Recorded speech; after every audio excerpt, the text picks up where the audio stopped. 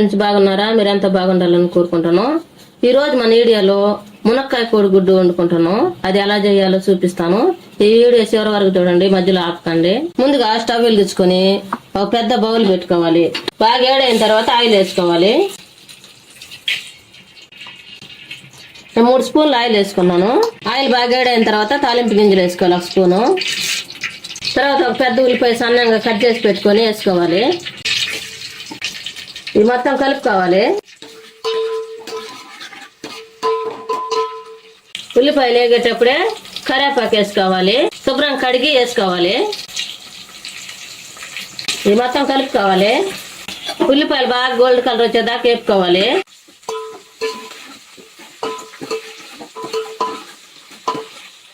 ఈ gold colour వచ్చేటప్పుడే మునక్కాయలు ఒక 3 మునక్కాయలు, పెద్ద మునక్కాయలు తీసుకొని కట్ చేసి పెట్టుకోవాలి.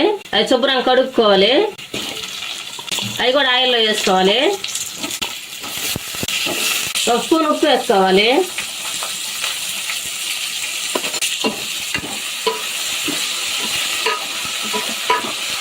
ఈ విధంగా మునక్కాయలన్నీ కలుపుకున్న తర్వాత టమాటాలు ఒక 2 టమాటాలు, పెద్ద టమాటాలు తీసుకోవాలి.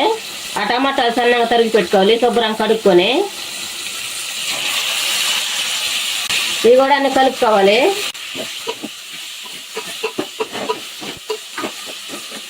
ఈ విధంగా కలిపిన తర్వాత మూత పెట్టి ఉడికించుకోవాలి. మూత పెట్టి ఉడికించుకుంటున్నాం కదా మునక్కాయలు. ఒక నిమ్మకాయ సైజు అంత చింతపండు తీసుకోవాలి. చిన్న నిమ్మకాయ సైజు అంత తీసుకోవాలి, లేకపోతే పులుసు ఎక్కువ అయిపోద్ది. టమాటాలు తీసుకున్నాం కదా, కొద్దిగా వేసుకోవాలి చింతపండు. ఇదంతా కలుపుకొని రసం తీసుకోవాలి. ఇప్పుడు మూత తీసుకొని కలుపుకోవాలి.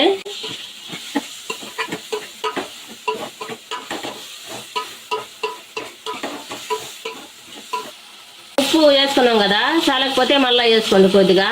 నేను మళ్ళీ సగం స్పూన్ వేసుకున్నాను. ఇది మొత్తం కలుపుకోవాలి. పసుపు 1 స్పూన్ వేసుకోవాలి. పసుపు వేసిన తర్వాత కలుపుకోవాలి. పసుపు అంతా మునక్కాయలకు పట్టాలి. ఇప్పుడు 1 స్పూను కారం వేసుకోవాలి, పెద్ద స్పూన్ నిండా. ఇది కూడా కలుపుకోవాలి. ఈ విధంగా కలిపిన తర్వాత ముందుగా మనం చింతపండు రసం తీసుకున్నాం కదా, ఆ చింతపండు రసం కూడా దాంట్లో పోసుకోవాలి. చెయ్యి అడ్డం పెట్టి పోసుకోవాలి, దాంట్లో పులుసులో ఏమి రాకుండా.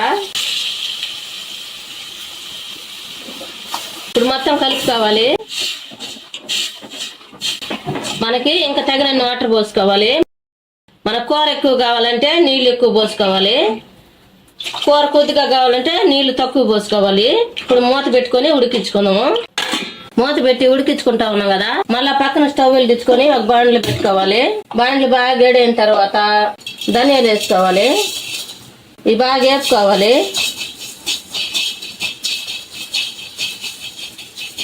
ఇప్పుడు స్టవ్ ఆపేసుకోవాలి.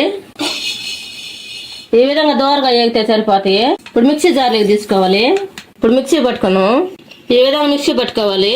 తెల్లగడ్డలు వేసుకోవాలి, ఒక 4-5 పాయలు వేసుకోవాలి. ఇవి కూడా మిక్సీ పట్టుకోవాలి. ఈ విధంగా మిక్సీ పట్టుకోవాలి, తెల్లగడ్డలు కూడా వేసి. ఇప్పుడు కూర ఉడికిందో లేదో మూత తెచ్చొద్దాం. ఈ విధంగా చాలా వాటర్ ఇనికిపోయినాయి కదా, ఇనికిపోయిన తర్వాత గుడ్లు ఉడకబెట్టుకొని పక్కన పెట్టుకున్నాం, ఒక 4 కోడిగుడ్లు. ఇవి కూడా దాంట్లో వేసుకోవాలి.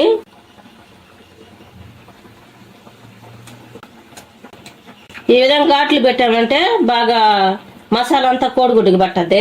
ఇప్పుడు మొత్తం కలుపుకోవాలి. మనం ధనియాల పొడి మిక్సీకి వేసి పెట్టుకున్నాం కదా, అది కూడా ఇప్పుడు కూరలో పోసుకోవాలి. ఇప్పుడు మొత్తం కలుపుకోవాలి.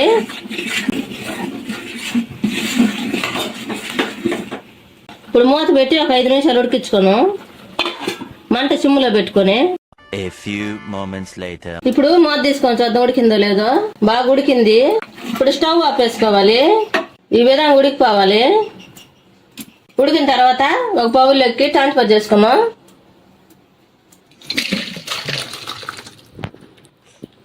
వేడివేడిగా కోడిగుడ్డు మునక్కాయ పులుసు రెడీ అయింది.